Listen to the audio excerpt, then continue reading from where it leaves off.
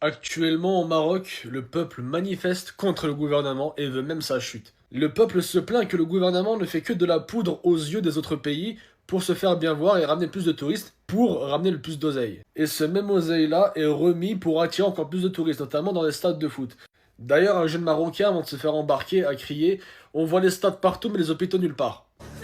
Les stades, on les voit. Mais les hôpitaux, ils sont où? Et il évoque qu'au niveau éducation et santé, le Maroc est bien en dessous de l'Algérie et de la Tunisie. Et c'est vraiment triste quand on constate les moyens colossaux que le gouvernement déploie dans le tourisme. Et ça va jusqu'à se vanter: Ah, nous, on a le premier TGV d'Afrique, nous, on construit des stades en 2 mois, là où l'Algérie a construit le stade de Tizi Ouzou en 10 ans. Ouais, mais à côté, il n'y a pas d'hôpitaux.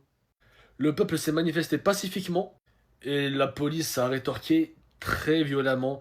Je ne peux pas vous montrer les images malheureusement parce que ça va vite être censuré, mais on voit des fourgons de police foncer sur les manifestants et il y a même eu des morts parce que les flics ont tiré à balles réelles sur les manifestants.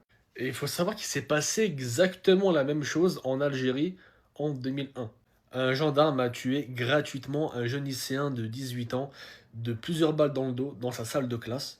S'en est suivi des mouvements de grève et des manifestations pour réclamer justice, ainsi que Tamazight en tant que langue officielle et nationale.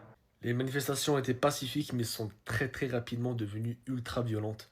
Et c'est marrant de constater, enfin, tristement marrant de constater que les flics et les manifestants se comportaient exactement de la même façon que le Maroc aujourd'hui. Je résume l'affaire en détail sur ma chaîne YouTube dans une vidéo dédiée. Elle dure 30 minutes. Si ça vous intéresse, vous pouvez la voir, mettre un like et vous abonner, ça m'aidera beaucoup. Le lien bien sûr dans ma bio, j'explique en détail les origines du printemps noir de 1966 jusqu'à aujourd'hui. Le comment du pourquoi il s'est passé ça et ce qui s'est passé ensuite pour comprendre la situation actuelle de l'Algérie. Mais, alhamdoulilah, quelque part chez nous, le gouvernement a changé. Donc les choses sont allées de l'avant, pour le bien du peuple.